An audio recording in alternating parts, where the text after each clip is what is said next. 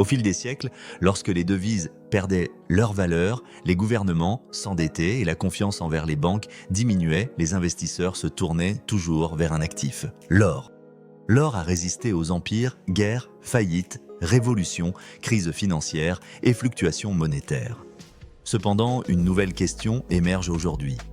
Et si la valeur refuge du XXIe siècle n'était plus simplement un métal précieux, mais également un actif numérique? Ce dernier serait rare, mondial, impossible à reproduire et indépendant des banques centrales, le Bitcoin. Avant d'explorer ce sujet, abonnez-vous à la chaîne si cela n'a pas encore été fait. De nombreuses personnes regardent en voie de ces vidéos sans être abonnées. Si ce contenu vous aide à mieux appréhender l'économie, la géopolitique et vos finances, abonnez-vous, activez les notifications et consultez les autres vidéos pour approfondir. Dans cette vidéo, nous comparerons l'or et le Bitcoin en tant que valeur refuge. Nous analyserons leurs similarités et différences, les contextes où l'or protège mieux votre patrimoine lorsque le Bitcoin devient plus attrayant, et surtout les erreurs à éviter en tant qu'individu ou investisseur. La question ne concerne pas seulement savoir lequel augmente le plus rapidement. La question est bien plus essentielle. Dans l'éventualité d'une nouvelle crise, où votre argent serait-il réellement en sécurité? Serait-ce dans l'or, valeur refuge reconnue, ou dans le Bitcoin, déjà considéré par certains comme de l'or numérique? D'un côté, l'or se présente comme un actif ancien, tangible, largement accepté, détenu par les banques centrales, utilisé pendant des siècles pour la protection patrimoniale. De l'autre, le Bitcoin, un actif jeune, numérique, volatile et controversé, mais limité à 21 millions d'unités, transférable mondialement et vu par certains comme un remède à l'inflation monétaire excessive. Cette question prenant de l'importance révèle à quel point la confiance devient fragile dans notre monde. Les dettes publiques continuent d'augmenter. Les banques centrales jonglent entre inflation et croissance. Les tensions géopolitiques peuvent faire exploser les prix de l'énergie. Les crises bancaires peuvent également réapparaître. Pendant ce temps, les consommateurs constatent concrètement que leur pouvoir d'achat est en baisse. Si votre salaire augmente moins rapidement que les prix, vos finances se dégradent progressivement. Si votre épargne reste sur un compte pendant que l'inflation grimpe, votre argent se déprécie. Quand un État accumule une énorme dette, la question revient toujours. Qui va en assumer le coût? Parfois, ce sont les contribuables. D'autres fois, ce sont les épargnants ou même la monnaie qui perdent sa valeur avec le temps. C'est précisément dans ces contextes que les valeurs refuges retrouvent leur importance. Rappelons cependant que la notion de valeur refuge ne sous-entend pas un actif magique. Cela ne garantit pas que les prix montent toujours, ni qu'il n'y ait aucun risque. Une valeur refuge est un actif recherché en période de doute. Ce rôle a longtemps été dominé par l'or. La force de l'or réside dans sa simplicité. Il n'est soumis à aucune contrainte. Il ne dépend pas d'une banque, d'un gouvernement, d'un serveur ou d'un dirigeant. Il ne peut pas être généré en quantité illimitée par une décision politique. L'or est rare, tangible et bien ancré dans l'histoire. C'est pourquoi les banques centrales en détiennent. En période de guerre, d'inflation ou de crise financière, de nombreux investisseurs s'y réfugient. L'or n'offre pas la promesse de richesse rapide. Son rôle demeure plus ancien et défensif.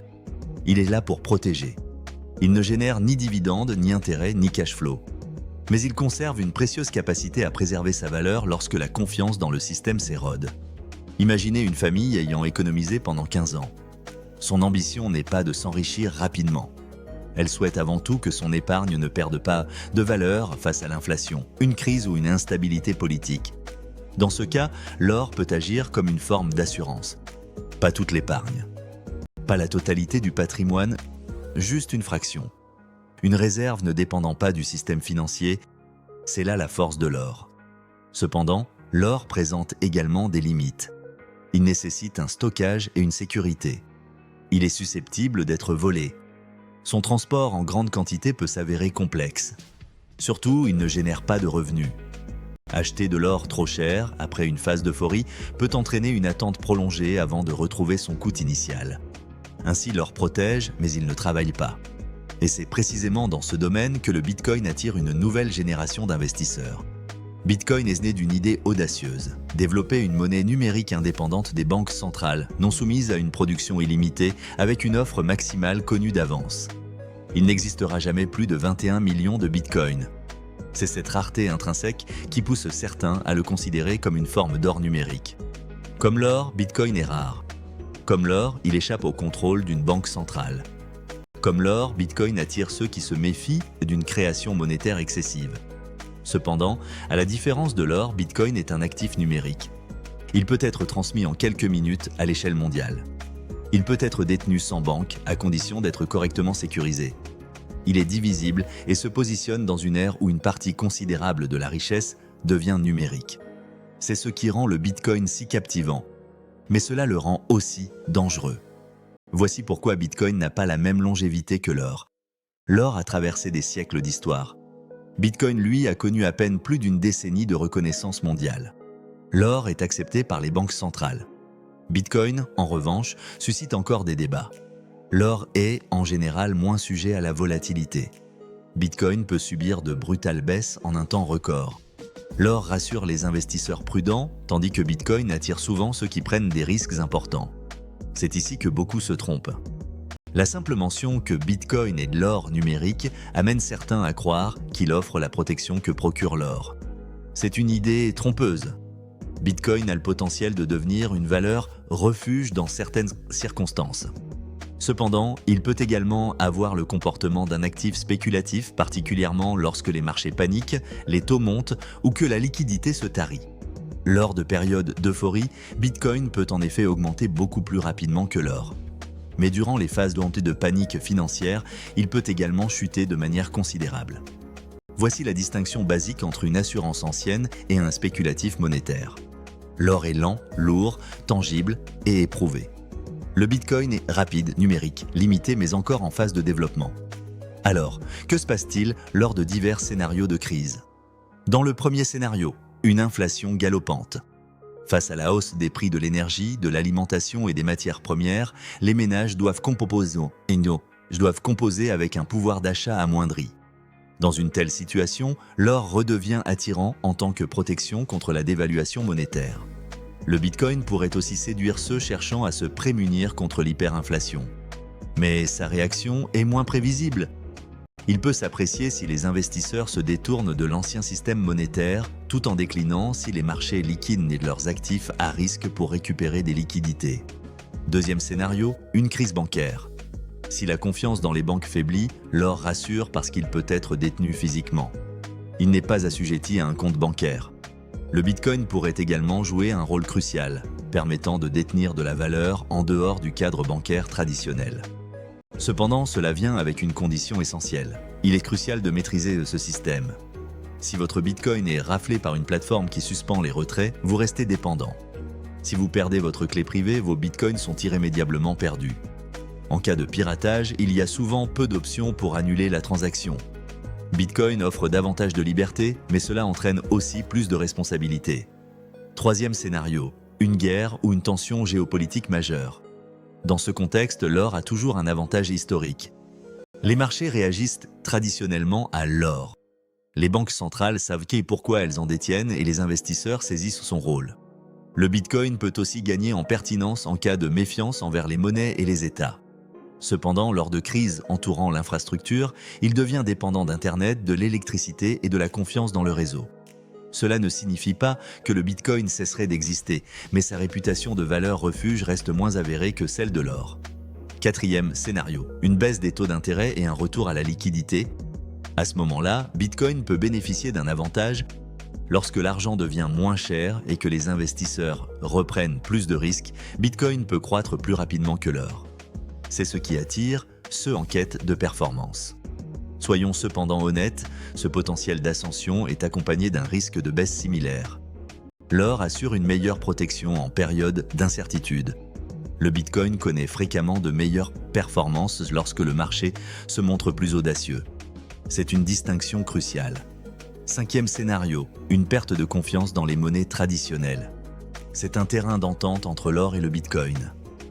Si les gens estiment que les devises sont trop surimprimées, que la dette devient ingérable et que les banques centrales sont décrédibilisées, les deux actifs attirent alors l'attention.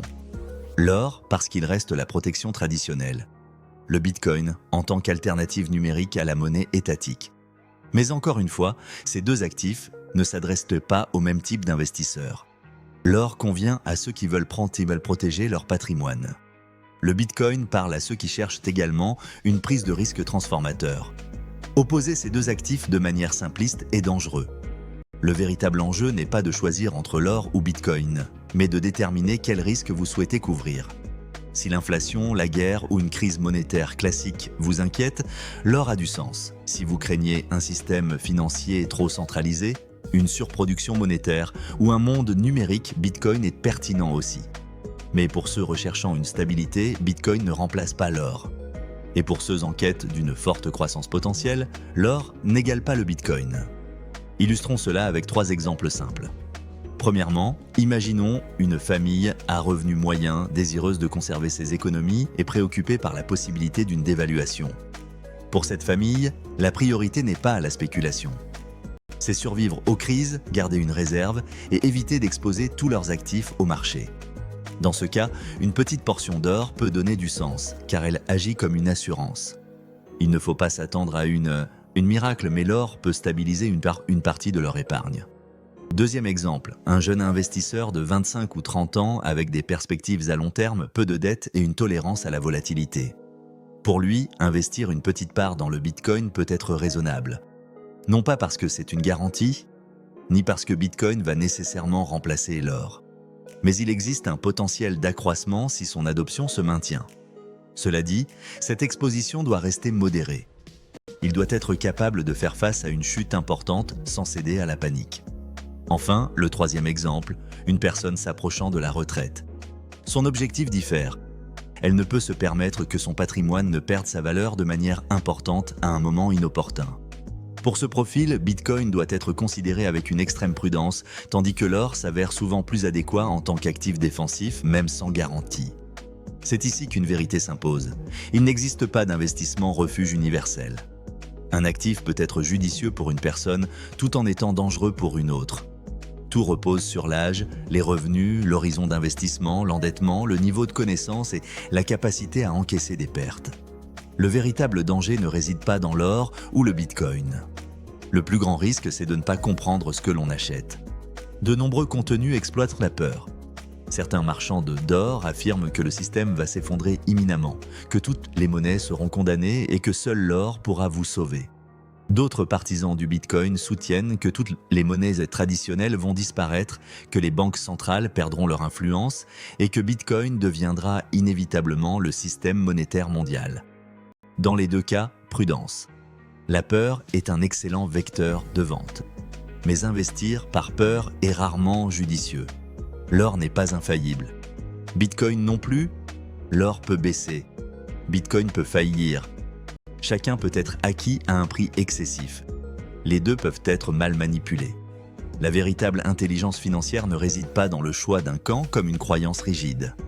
La véritable intelligence financière est d'appréhender le rôle de chaque actif. L'or sert de bouclier patrimonial. Le Bitcoin offre une option monétaire numérique, prometteuse mais risquée. L'or protège contre des crises anciennes, inflation, guerre, dette et perte de confiance. Le Bitcoin vise à se prémunir contre des crises modernes, digitalisation monétaire, contrôle financier excessif, perte de foi envers les banques centrales ainsi qu'un besoin d'actifs rares et transférables. Un actif est éprouvé, l'autre est encore en apprentissage. Un rassure, l'autre divise. L'un préserve, l'un peut s'envoler ou perdre de la valeur de façon drastique. Que faire concrètement alors ? Premièrement, maintenez un fonds de sécurité en monnaie classique. Ni l'or ni le Bitcoin ne paieront votre loyer demain matin en cas d'urgence. Ensuite, ne mettez pas tous vos fonds dans un seul actif. Puis, considérez l'or comme une protection potentielle, et non comme une voie vers la richesse. Envisagez le Bitcoin comme un actif à risque, pas comme une solution miracle.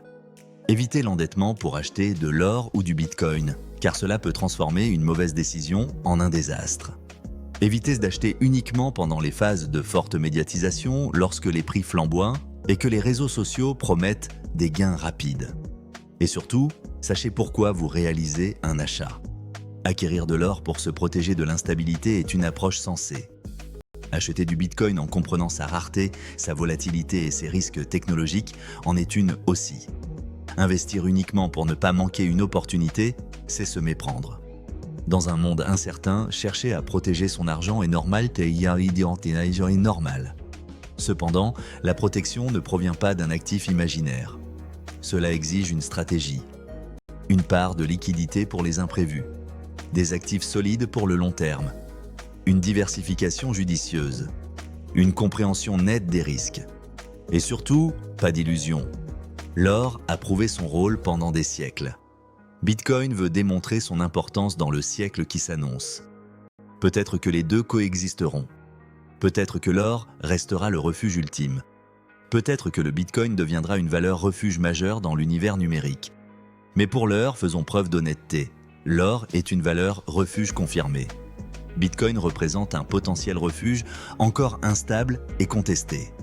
Cette distinction est essentielle pour tout investisseur. L'or incarne la mémoire du système financier. Le Bitcoin, quant à lui, se pose en défi numérique. L'un provient du passé, l'autre de l'avenir. Mais votre argent doit résister au présent. Et dans le présent, il est primordial de comprendre les risques, d'éviter les promesses illusoires, de préserver son pouvoir d'achat et d'élaborer une stratégie résiliente face à l'instabilité. Car durant une crise, ce ne sont pas ceux qui se laissent séduire par des slogans qui s'en sortent. Ce sont ceux qui saisissent ce qu'ils possèdent, pourquoi ils le détiennent et jusqu'où ils peuvent tolérer le risque. Or ou Bitcoin? La meilleure réponse n'est peut-être pas d'opter aveuglément pour l'un ou l'autre. La meilleure réponse est de savoir ce que chacun peut réellement apporter à votre argent. L'or sauvegarde votre richesse avec la force de son histoire. Le Bitcoin pourrait protéger avec la logique de l'avenir. Mais aucun des deux ne peut remplacer la prudence, la diversité et la compréhension des actifs. Dans un monde instable, comprendre les risques est un moyen de reprendre le contrôle sur ses finances.